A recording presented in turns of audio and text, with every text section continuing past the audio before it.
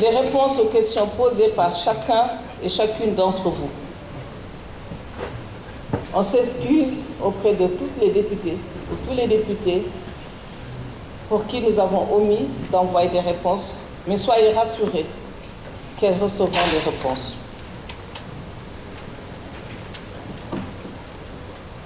Rappelez que notre action consiste à matérialiser la vision de son Excellence le Président de la République actuellement, surtout dans le cadre du plan Sénégal émergent, dans sa deuxième phase, le PAP 2A, à savoir la sécurisation de l'approvisionnement du pays en énergie, l'accès universel à l'énergie, l'accès durable des populations aux combustibles modernes de cuisson, mais surtout le renforcement de la gouvernance, du financement, de la régularisation et du suivi-évaluation. Comme l'a dit tout à l'heure le président Aymirou, j'en profite pour féliciter mon prédécesseur, mais féliciter toutes les équipes qui ont eu à travailler pour le gouvernement du Sénégal, pour l'atteinte de certains résultats dont nous sommes fiers aujourd'hui, à savoir l'installation de puissance qui est passée de 2012 de 500 MW à 1350 MW. L'augmentation du nombre de villages électrifiés qui passe de 1648 villages en 2012 à 4325 villages électrifiés. Un taux d'électrification rurale qui est passé de 27% en 2012 à près de 60% en fin 2020. Le taux du mix énergie avec les énergies renouvelables telles que l'éolien, le solaire et bientôt l'hydrothermique. Aujourd'hui, on est passé avec ces énergies renouvelables de 0% à 34%. Le nombre de jours de coupure qui passe de 38 jours à moins de 2 jours. Pour les hydrocarbures, nous nous employons à sortir le premier baril de pétrole et les premiers mètres cubes de gaz en 2023. Nous essayons de minimiser l'impact de la Covid sur nos projets en mettant en place de nouvelles stratégies et de poursuivre cette transparence dans le secteur des hydrocarbures. Et surtout promouvoir le contenu local pour faire travailler bon nombre de Sénégalais par la création d'emplois, mais également la mise en place de sociétés dignes d'un pays qui cherche à être un pays pétrolier, mais également achever les réformes. Si on pose des problèmes, on espère avoir des réponses ou des solutions.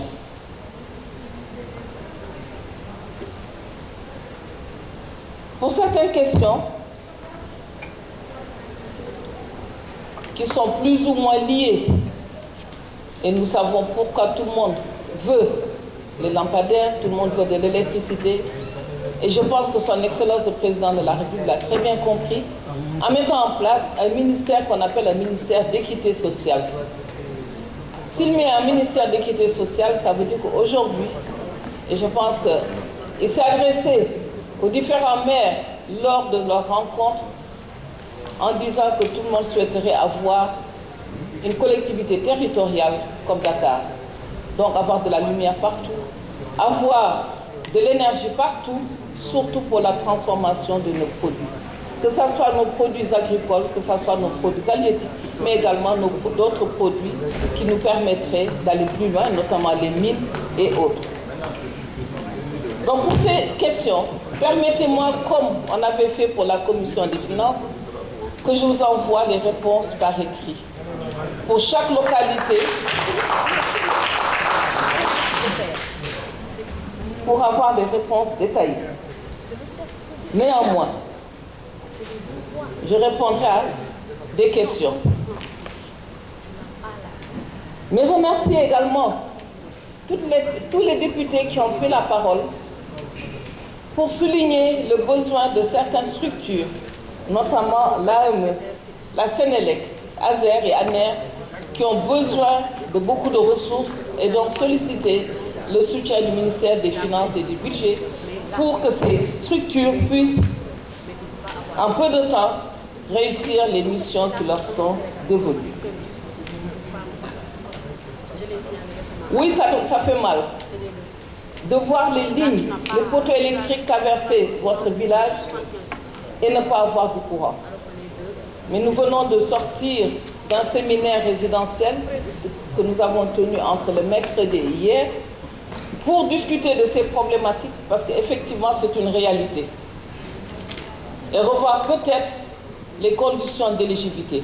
Et donc c'est pour cela que je demandais à ce que vous me laissiez le temps de voir pourquoi dans certaines zones les poteaux sont installés mais le courant n'entre pas, mais également pourquoi certaines zones où passent ces réseaux électriques ne sont pas électrifiés.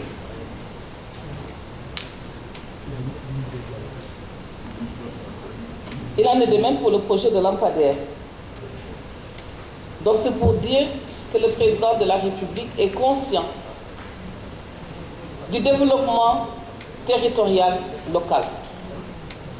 Quand on lui a dit que les 50 000 lampadaires étaient insuffisants, il nous a demandé d'aller jusqu'à 100 000 lampadaires. Certes, certains disent qu'il y avait des projections. Quelqu'un qui devait avoir 100 lampadaires s'est retrouvé avec 90. D'autres devaient en avoir également, ils n'en ont pas eu. Mais tout ça, nous allons faire l'état des lieux et comprendre qu'est-ce qui s'est passé jusqu'à ce que ces provisions n'ont pas été satisfaites. Et à ce moment-là, des correctifs seront apportés, s'il plaît à Dieu.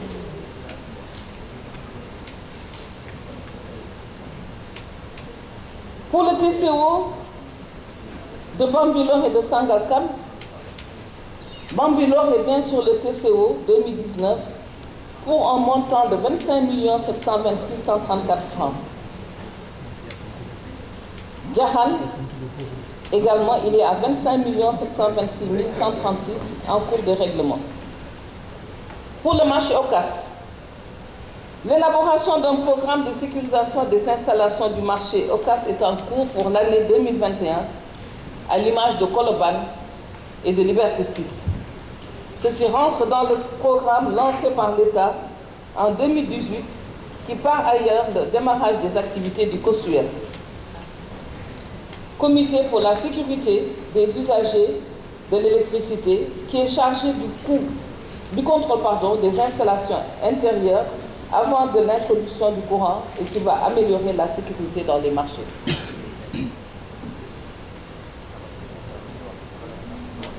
Honorable Mérisila, vous avez demandé quelle synergie entre les collectivités territoriales de Louga, soutenues par des partenaires, et votre département. Oui, il existe des possibilités d'avoir ce soutien technique et financier pour développer des projets d'électrification rurale, d'initiative locale, ce qu'on appelle le ERIL, avec nos communes. Donc je vous suggère de vous rapprocher de l'ASER pour les modalités d'intervention.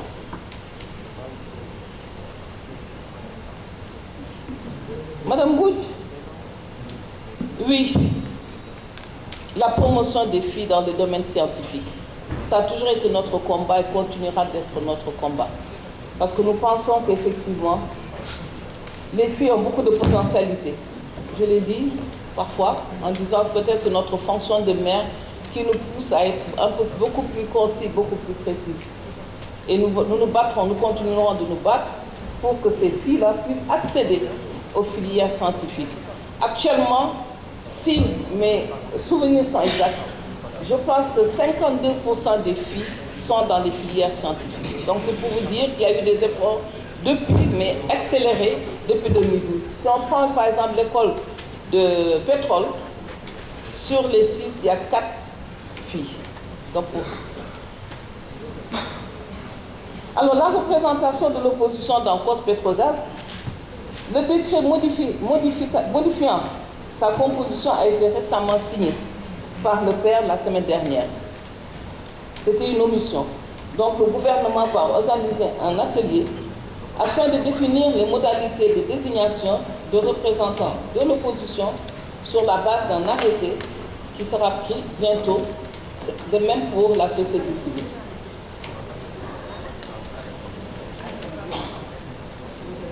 Alors pour les coupures à Bambey, c'était dû un remplacement de la ligne moyenne tension.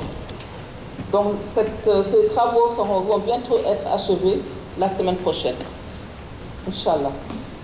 Donc pour cette facture élevée, il est possible qu'il y ait eu des erreurs. Il faudrait vous rapprocher de la Sénélec pour voir ce qui s'est passé.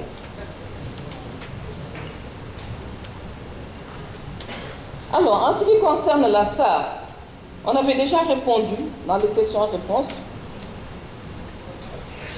Nous avons réussi à tenir un conseil pour avoir la nomination du directeur général et nous sommes en pourparlers pour voir comment faire pour que le conseil se passe. Donc c'est un problème aujourd'hui que nous essayons de régler, comme nous avons l'habitude de le faire. Il y a la procédure pénale qui est là, mais également nous discutons avec les uns et les autres pour que ça puisse aboutir à un résultat qui puisse satisfaire tout le monde.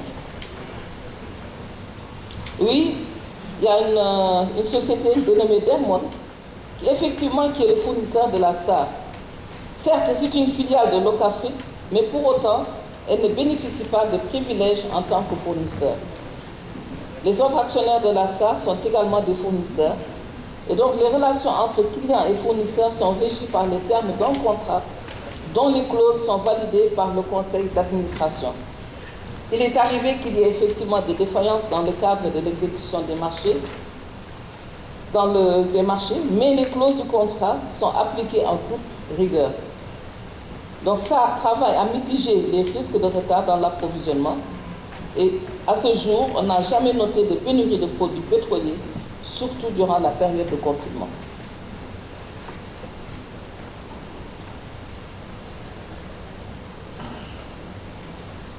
Alors, est-ce qu'il y aura un appel d'offres pour le projet des 100 000 lampadaires solaires? Nous sommes en train de finaliser le projet de 50 000 déjà. Alors, sur des leçons su, avec tout ce que nous avons connu comme contraintes, et vous en avez parlé, des villages qui sont traversés, des villages qui ont moins d'habitants qui en ont plus, nous allons essayer de revoir comment faire pour que tout le monde puisse en bénéficier. Mais également, c'est mettre l'accent surtout sur la maintenance. Vous l'avez dit, oui, on ne peut pas avoir toute cette opportunité et que les Sénégalais n'en profitent pas. Et durant notre séminaire, nous en avons beaucoup parlé pour dire pourquoi ne pas travailler avec les collectivités territoriales afin que des jeunes soient formés pour s'occuper de l'entretien de ces lampadaires. Mais c'est une chose qui vient de démarrer. C'est tout à fait normal qu'il y ait des manquements et que c'est suite à ces erreurs que nous pouvons avancer. Alors, pour le retard de paiement de la compensation tarifaire aux concessionnaires d'électrification rurale par le FSE, en fait, maintenant, nous pensons qu'en plus des ressources du FSE, il est prévu des ressources de fonds de préférence de l'énergie pour le paiement de cette compensation tarifaire appelée CR. Le ministère des Finances est sensibilisé et l'État veillera à la mise à disposition de ressources au FSE pour la prise en charge de cette composante. Présence de pétrole en Dindi.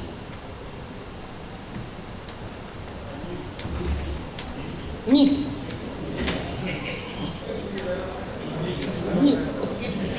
À NIT. Ok.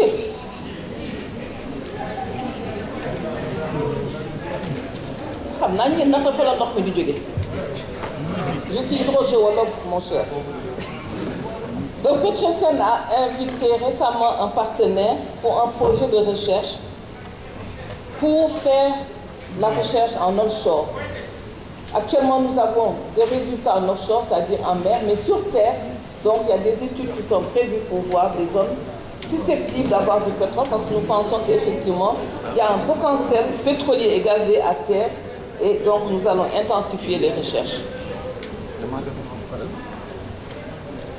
Alors, Honorable m'a interpellé par rapport à une question que j'ai laissée au ministère des Mines, mais bon, je pense que, comme pour la première fois, il y avait des correctifs, là aussi, en l'application, peut-être qu'il faudrait ne pas s'arrêter effectivement là où simplement l'industrie est, mais voir peut-être les autres activités d'exploration, de recherche et de production, essayer de voir la définition du périmètre et non simplement prendre là où l'usine est installée.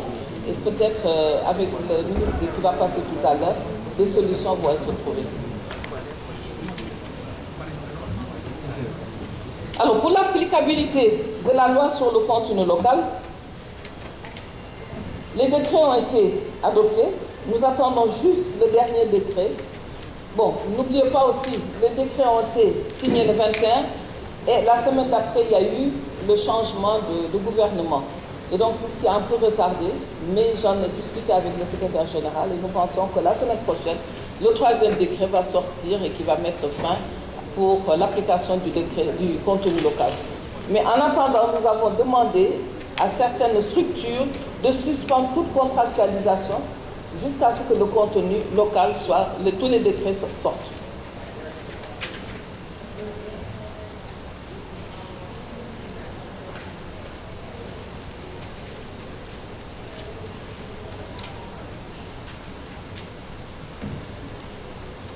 Et là aussi, il faut préciser une chose, je pense qu'à travers ce contenu local, il y aura beaucoup de création d'emplois, mais également beaucoup de sociétés vont être hissées vers le haut. Parce que n'oublions pas que le Sénégal n'est pas un grand pays minier, encore moins un pays pétrolier. On démarre, donc c'est tout à fait naturel que nous n'ayons pas pour le moment des sociétés qui puissent faire ce que les autres sont en train de faire.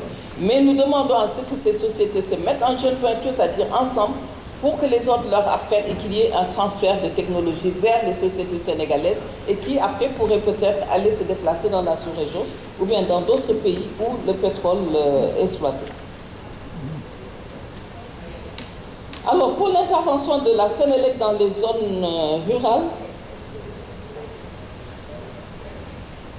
effectivement les concessionnaires ont l'exclusivité dans leur périmètre, mais l'État peut faire des travaux d'électrification dans ces concessions. Et donc, elle est reversée à ces concessions d'électrification rurale pour accélérer l'électrification. Bon, honorable, il n'est pas là, donc je peux passer sur sa question. Alors, par rapport à ce problème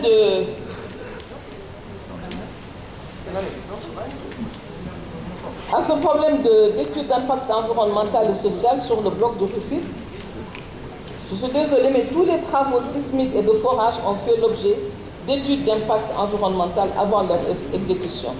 Et les rapports sont disponibles, même au niveau de l'IDIE. Ainsi également, le projet Sangomar n'y a pas échappé. Donc l'étude a été validée par les populations qui ont été impactées lors des consultations publiques qu'ils font lorsqu'ils font les études d'impact environnemental. Sinon, vous pouvez vous adresser à la direction de l'environnement, la DEC, qui pourrait mettre à disposition ces rapports. Alors, plus d'ambition pour le contenu local. Oui, honorable Biey, c'est pour cela que nous avons changé la RSE en contenu local. Parce que nous pensons qu'effectivement, la RSE était une démarche volontaire, alors que le contenu local est régi par une loi et des décrets.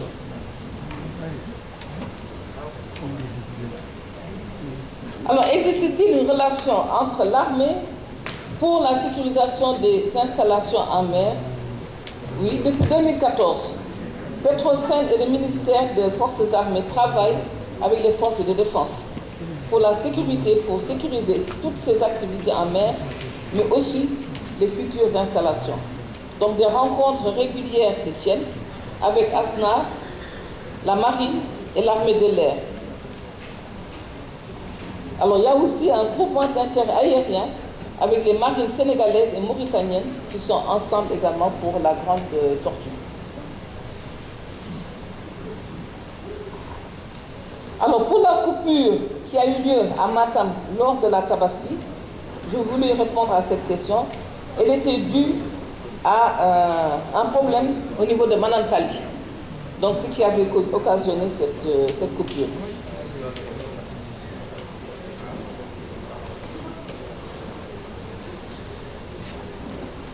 Alors pour le transfert des villages de l'opérateur privé à la Sénélec, c'est prévu. Un protocole de transfert est en cours de finalisation.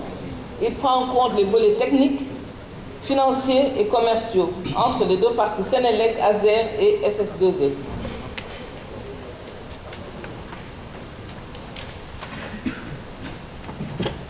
problème de qualité d'Inguénienne. Un programme de renforcement des réseaux moyenne tension et basse tension est en cours d'élaboration au niveau de la Petite Côte. Donc les zones touristiques également seront particulièrement visées.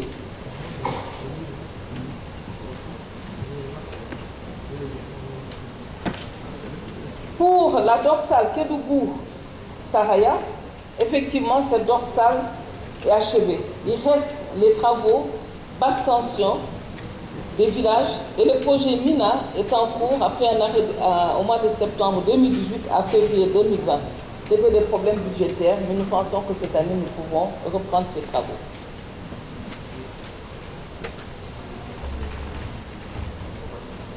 Oui, président du groupe, honorable Abdoumbaké. Oui, l'électricité est encore chère au Sénégal. Mais nous pensons qu'aujourd'hui, avec le gaz to power, donc l'utilisation de notre gaz domestique, le pétrole et tout, nous pensons que donc, les coûts de production vont chuter et donc par conséquent les tarifs vont baisser. Donc on ose espérer qu'à partir de 2023, les Sénégalais seront contents d'avoir ce mix énergie. Donc de découvrir les premiers barils qui vont faire que donc, nous pourrons utiliser l'énergie comme nous le voulons, surtout au moment où il fait chaud, surtout dans vos zones où la chaleur est terrible pendant l'hivernage. Alors, la répartition du gaz entre le Sénégal et la Mauritanie, 50-50%, c'était une répartition initiale qui était basée sur des critères techniques. Au vu des réserves, nous avions préféré faire cette répartition 50-50. Mais après la date de démarrage de la production, et chaque fois que ce sera nécessaire, tous les 5 ans, cette répartition sera revue. Donc chaque État contribue à hauteur de 50% dans les dépenses, mais en retour également, chaque État récupère 50%. Donc on ne perd rien. Je pense que c'est une répartition assez équitable. Et donc, 5 ans après, on verra par rapport à